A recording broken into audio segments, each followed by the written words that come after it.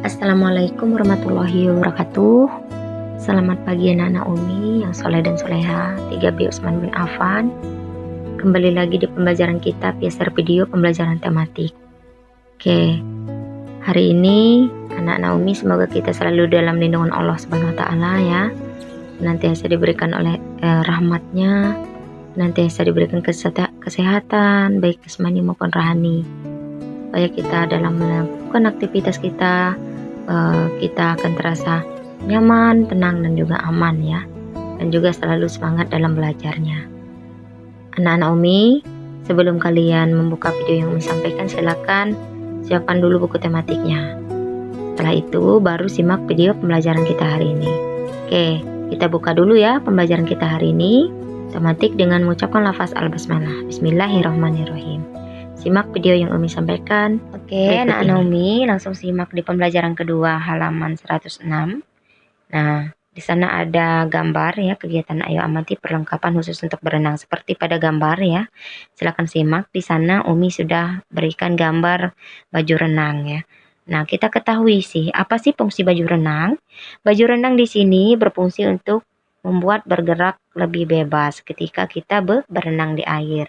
Bahan yang digunakan biasanya bahan berbahan lentur ya. Jadi kita bergeraknya mudah, berenangnya juga mudah ketika kita menggunakan baju khusus untuk berenang ya. Selanjutnya ada gambar papan luncur ya. Di sini tidak ada gambarnya tapi Umi sebutkan aja fungsinya. Papan luncur itu apa sih fungsinya? Nah, papan luncur ini berfungsi membantu perenang saat belajar meluncur sehingga terapung di air. Apalagi perlengkapan khusus untuk berenang ada pelampung ya. Seperti kita ketahui, seperti terlihat pada gambar ya, banyak sekali pelampung ya macam-macamnya. Ada pelampung khusus untuk bayi, dibuat orang ya, ada juga untuk anak-anak, ada untuk remaja, bahkan untuk ada dewasa. Apa sih fungsinya pelampung? Fungsinya adalah untuk membantu mengapung di atas air dan juga menyeimbangkan badan atau tubuh kita sehingga kita tidak tenggelam ya. Itu fungsi dari pelampung. Nah, bisa dituliskan ya di halaman 106 sendiri di kolom yang titik-titiknya. Selanjutnya apalagi peralatan perlengkapan berenang itu ada kacamata renang. Nah, kacamata renang di sini juga berfungsi untuk melindungi mata dari iritasi dan juga kuman. Biasanya ya di dalam kolam air kolam renang itu mengandung kafluorid. Ketika kita berenang, kalau kita melihat tidak menggunakan kacamata, maka mata kita akan pedih. Jadi sebaiknya kita harus gunakan kacamata renang untuk melindungi mata dari iritasi dan juga banyaknya kuman di dalam air tersebut ya.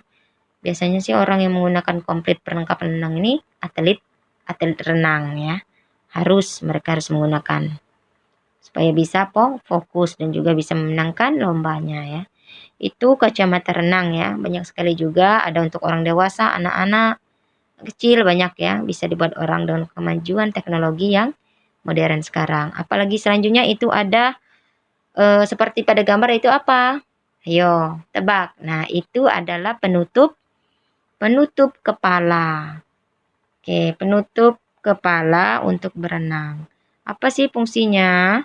Fungsinya adalah sebagai pelindung rambut agar rambut tidak keras dan juga tidak kasar. Tadi kenapa sih bisa rambut kasar dan keras? Tadi di dalam kolam renang itu airnya mengandung kafluorid. Jadi bisa membuat rambut keras dan juga kasar ya. Jadi kita harus menggunakan perlengkapan berupa penutup kepala supaya terhindar dari atau tidak terjadinya rambut kita keras dan juga kasar. Bisa juga ya kalau kita menggunakan penutup kepala, kalau rambutnya panjang ya, bisa memfokuskan kita untuk berenang ya, khususnya untuk orang yang atlet renang. Jadi alangkah baiknya untuk menggunakan penutup kepala. Nah, selanjutnya itu ada halaman 107, keselamatan di kolam renang. Jadi anak-anak Umi bisa baca sendiri ya. Ada hal-hal yang membahayakan biasa terjadi dan juga ada hal-hal yang harus diperhatikan. Bisa dibaca sendiri oleh anak-anak Umi. Nah, langsung saja anak-anak Umi buka 108. Seperti pada gambar itu ada gambar televisi ya. Televisi ini adalah salah satu teknologi komunikasi untuk menyampaikan berita atau informasi ya. Nah, di halaman 108 kita akan ketahui apa sih teknologi komunikasi. Teknologi komunikasi itu berasal dari dua kata, teknologi dan juga komunikasi. Teknologi itu suatu pengetahuan manusia tentang cara memadukan berbagai sumber untuk menghasilkan produk atau jasa, ataupun untuk memenuhi kebutuhan sehari-hari. Komunikasi sendiri adalah alat penghubung atau interaksi ya, dari satu pihak ke pihak yang lainnya. Jadi dapat disimpulkan, teknologi komunikasi itu suatu peralatan keras atau hardware yang mengandung nilai-nilai sosial, memungkinkan setiap orang untuk mengumpulkan, memproses hingga saling bertukar informasi. Nah, itu teknologi komunikasi di halaman 108 ya. Nah, pada awalnya penggunaan teknologi ini digunakan oleh manusia untuk pengubahan sumber daya alam menjadi alat yang sederhana. Tetapi pada masa modern ini banyak sekali ditemukan alat hasil teknologi komunikasi. Nah, bisa dibaca ada beberapa penemuan ya alat komunikasinya. Di halaman 109 ada 6. Ini penemuan-penemuan para ilmuwan ya yang terdahulu. Ada juga berdasarkan tahunnya. Ada telegram, ada telepon, fotografi, transistor, dan juga jaringan komputer bisa dibaca ya. Nah, anak-anak Umi silakan baca juga terkait dengan teknologi komunikasinya. Setelah anak-anak Umi baca silakan anak-anak Umi tuliskan ide pokok di setiap paragrafnya 1 sampai 4 ya. Jadi silakan tulis ide pokoknya. Kemudian nomor 2-nya nggak usah ya, tuliskan teks tidak usah ya dikerjakan, menuliskan secara keseluruhan teksnya tidak usah. Nah, Naomi langsung kerjakan aja yang nomor 3-nya, tuliskan kosakata baru, paragraf keberapa, kemudian maknanya apa. Jadi tugasnya itu nomor 1 sama nomor 3 saja. Oke, pembelajaran tematik kita hari ini kita akhiri di halaman 109 ya. Jika ada salah kata Umi mohon maaf, kepada Allah Umi mohon ampun. Wabillahi taufiq wal hidayah. Wassalamualaikum warahmatullahi wabarakatuh.